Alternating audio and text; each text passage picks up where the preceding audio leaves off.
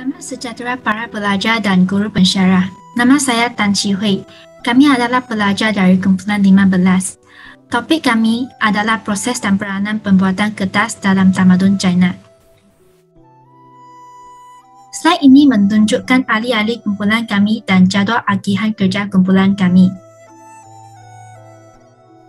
Tamadun Cina bermula kira-kira pada tahun 4000 sebelum Masehi, terletak di kawasan lembah Huanghe dan berkembang hingga ke bahagian selatan China.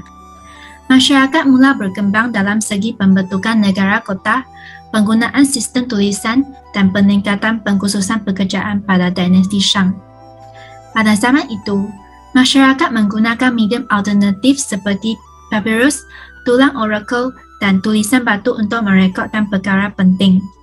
Pengetahuan tidak dapat disebarkan secara besar-besaran pada zaman tersebut kerana kekurangan kertas. Dengan ini, seorang pengawal bernama Cai Lun bermula prosesnya dalam penciptaan kertas. Kertas yang paling awal dicipta oleh Cai Lun adalah pada tahun 100 Masehi, tetapi penciptaan utama ini tidak dapat diperkenalkan secara mengembang. Pada tahun 105 Masehi, Cai Lun membuat keputusan untuk memudahkan masyarakat menulis dengan memperbaiki teknologi penciptaan kertas. Cai Lun mengubah bahan pembuatan kertas yang terdiri daripada kulit pokok, serpihan rami, kain dan jaring ikan sebagai bahan utama. Penciptaan ini telah melarkan pengaruh yang besar dalam kebudayaan dunia, bukan sahaja dalam aspek penulisan, malah juga dalam aspek penyebaran ilmu, kaedah rakaman dan sebagainya. Seterusnya, Subra akan menerangkan proses pembuatan kertas dalam tamadun China. Proses pembuatan kertas adalah suatu proses yang tidak mudah. Bahan utama dalam pembuatan kertas adalah serat. Serat boleh didapati daripada pelbagai tanaman yang berserat tinggi seperti batang rumput, kulit pokok, buluh dan juga rotan. Bahan-bahan mentah ini mampu menjimatkan kos selain penghasilan kertas untuk tujuan penulisan. Serat daripada bahan-bahan mentah ini perlu melalui beberapa proses sebelum menjadi kertas. Contohnya, serat perlu direndam, direbus, diluntur, ditumbuk dan akhirnya dikeringkan. Setiap proses perlu dijalankan dengan betul kerana kertas akan gagal dibentuk jika terdapat sebarang kesilapan. Pembuat kertas awal di tamadun Cina menggunakan gentian rami sebagai bahan mentah dalam proses pembuatan kertas. Langkah pertama ialah mendapatkan serat daripada bahan mentah. Serat didapati apabila bahan mentah dipotong dan direndam di dalam air untuk melembutkan serat yang terkandung. Seterusnya, serat tersebut ditumpuk berulang-ulang kali menggunakan sebatang kayu besar bagi memudahkan pengetulan serat-serat apabila menjadi pelpak. Selepas proses penghancuran, buburan yang dihasilkan kemudian dituang atas acuan mendata. Kain longgar perlu dibentangkan atas kerangka buluh. Ini adalah untuk membolehkan air menitis keluar daripada bahagian bawah yang kemudian meninggalkan lembaran kertas yang lembap. Langkah terakhir sekali adalah mengeringkan lembaran kertas pada dinding di bawah matahari. Terbentuklah kertas yang boleh digunakan untuk pelbagai tujuan. Okay, seterusnya, mari kita membincangkan tentang jenis-jenis kertas. So, pertamanya adalah kertas pai.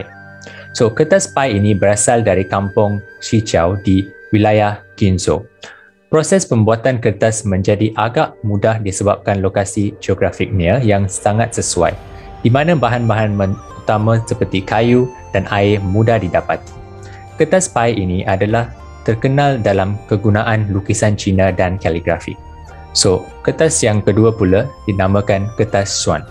Semasa dinasti Tang, kertas Xuan asalnya dihasilkan oleh Kong dan di bandar Xuancheng dalam wilayah Anhui. Biasanya penggunaan kertas ini adalah untuk penulisan dan lukisan artistik Cina. Di samping itu, kertas Xuan mempunyai beberapa jenis iaitu Xuan mentah, Xuan separuh masak dan Xuan masak. Kertas Xuan mempunyai permukaan yang amat licin dan kekuatan tegangan yang tinggi. Oleh sebab itu, ia boleh tahan lama tanpa mengalami kerenyukan. Okey, akhirnya kertas lianqi. Kertas lianqi ini adalah kertas buluh dihasilkan di Jiangxin dan Fujian, terutamanya di daerah Qianshan. yang dikenali sebagai kertas umur panjang. Pada zaman dahulu, kertas ini sering digunakan untuk buku-buku berharga, inskripsi dan kaligrafi. Kertas Lianshan adalah seragam dan dalam ketebalan. Ini menyebabkan ia mudah menyerap dan mudah kering dengan ductwork yang terang.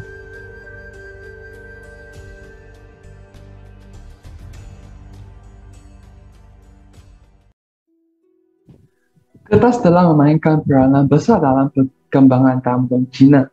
Salah satu peranan merupakan perkembangan dalam bidang kaligrafi dan melukis yang berlaku pada dinasti Sui dan Tang. Hal ini demikian kerana penciptaan berbagai jenis kertas yang berkualiti berlaku pada zaman tersebut telah membolehkan ahli kaligrafi dan pelukis tamadun Cina untuk menghasilkan karya seni yang cemerlang. Teknik pembuatan kertas telah mengalami sesebuah revolusi bagi mencapai tahap yang cukup matang untuk kegunaan tersebut. Antaranya merupakan kertas rotan. Kertas ini digemari oleh ahli kaligrafi dan pelukis pada dinasti Sui dan Tang. Selain itu, kertas juga mempunyai peranan besar dalam ekonomi tamadun Cina. Hal ini demikian kerana kertas digunakan sebagai mata wang dalam dinasti Song. Mata wang ini dikenali sebagai jiaozi dan dibahagikan kepada dua jenis. Salah satu merupakan shi jiaozi yang dikeluarkan oleh peniaga swasta. Shi jiaozi ini merupakan sijil deposit dan digunakan untuk menggantikan kegunaan shilling tembaga. Penggunaan jiaozi ini telah dihentikan pada tahun 1023 Masihi dan kerajaan dinasti Song menggantikannya dengan mata wang Guan Jiaozi yang merupakan mata wang kertas rasmi kerajaan dinasti Song. Akhirnya, kertas juga memainkan peranan sebagai hiasan. Kegunaan tersebut dapat dilihat melalui penciptaan tanglong Cina.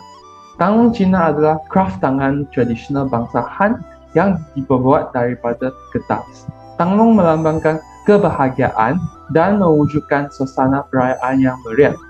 Semasa pesta Tanglong, masyarakat Tanglong Cina akan menggantungkan Tanglong di rumah mereka. Maka, melalui contoh-contoh yang dinyatakan tersebut, kita dapat melihat bahawa kertas memainkan peranan yang sangat besar dalam tamadun Cina.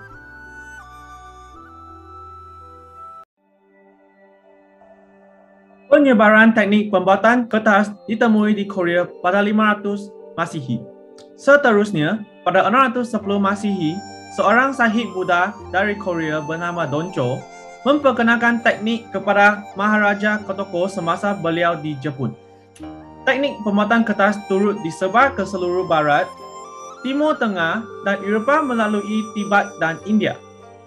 Selain itu, teknik pembuatan kertas juga berinovasi dengan proses yang lebih cepat dan jimat. Kesimpulannya, kertas telah memainkan pelbagai peranan penting sejak dinasti Han ke dinasti Qing hingga pada zaman kini. Kertas bukan sahaja bahan bertulis, tetapi juga digunakan dalam segi hiasan, seni dan mata wang. Selain itu, kepentingan sikap berinovasi dalam masyarakat boleh dilihat melalui tokoh-tokoh seperti Cai Lun yang melembangkan sikap berinovasi masyarakat tamadun China. Penemuan teknik pembuatan kertas dalam tamadun China telah memberikan sumbangan kepada seluruh dunia untuk berinovasi dan menyumbang kepada perkembangan masyarakat selama beribu-ribu tahun. Oleh itu, kita mesti menghargai pengetahuan dan penciptaan tersebut. Terima kasih.